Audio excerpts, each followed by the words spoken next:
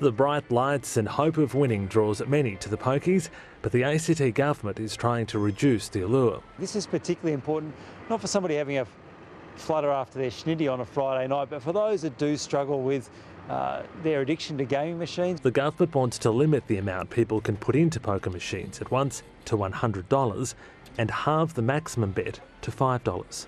With a $10 maximum bet, that's $200 a minute that a person can lose at a poker machine.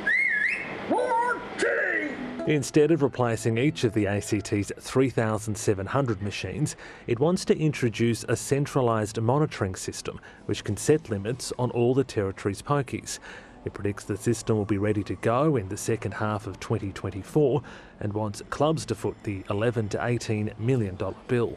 In the ACT, nearly $2 billion a year is fed through poker machines, and there's a net gaming machine revenue of around $167 million. Some clubs are sceptical about the move. We need to see the evidence that this is effective and that it's not just a very expensive, shiny new toy. The Vikings group says it's unsure what impact the limits would have on its revenue, but its main concern is having to pay for the system so soon after the pandemic. 11 to 18 million across an industry of, there's about 40 clubs, I believe, left in ACT.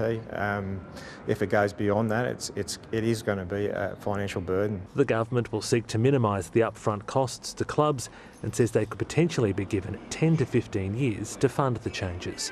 Peter Lusted, ABC News, Canberra.